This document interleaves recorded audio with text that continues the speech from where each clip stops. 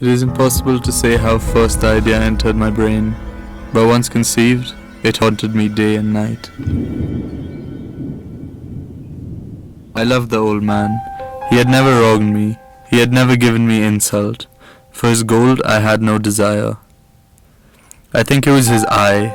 Yes, it was this. He had the eye of a vulture. Whenever it fell upon me, my blood ran cold. And so, by degrees, very gradually, I made up my mind to take the life of the old man, and thus rid myself of the eye forever. You fancy me mad. Madmen know nothing, but you should have seen me. You should have seen how wisely I proceeded, with what caution, with what foresight, with what dissimulation I went to work.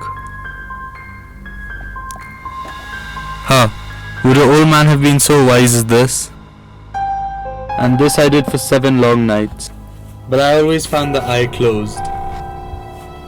And every morning, when the day broke, I went boldly into the chamber and spoke courageously to him, calling him by name in a hearty tone and inquiring how he has passed the night.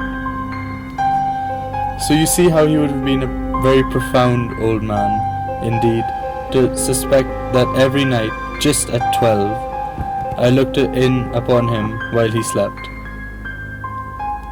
Upon the 8th night, I was more than usually cautious in opening the door. And perhaps he heard me, for he moved on the bed suddenly, as if startled.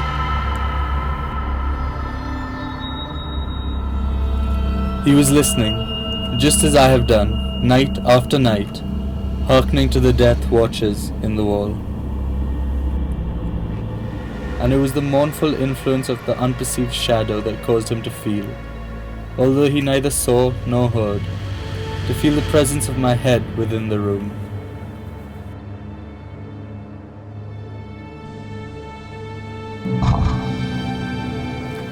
It was open, wide open, and I grew furious as I gazed upon it.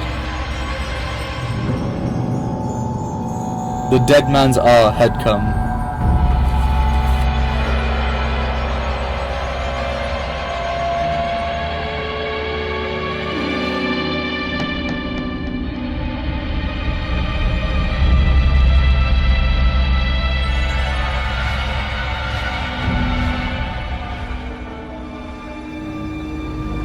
Yes, he was stone dead.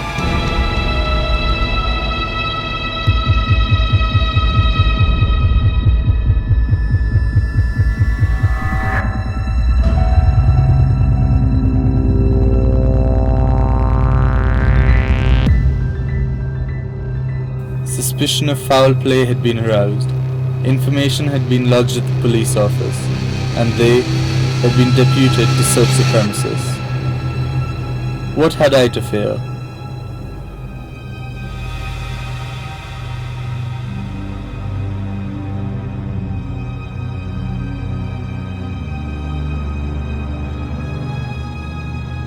The shriek, I said, was my own in a dream.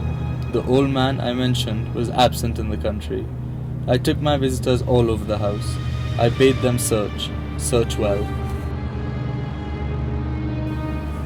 I was singularly at ease. They sat, and while I answered cheerily, they chatted of familiar things.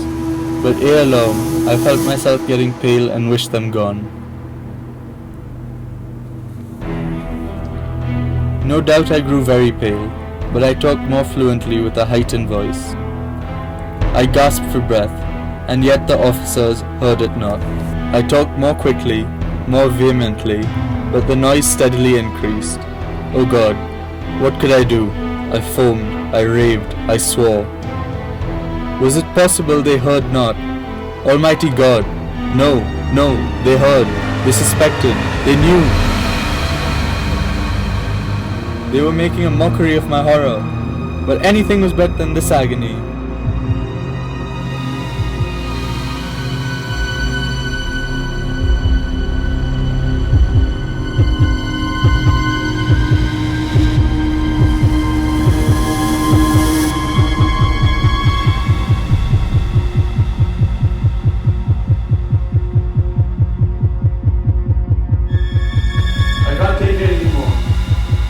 It's the beating of his hideous heart.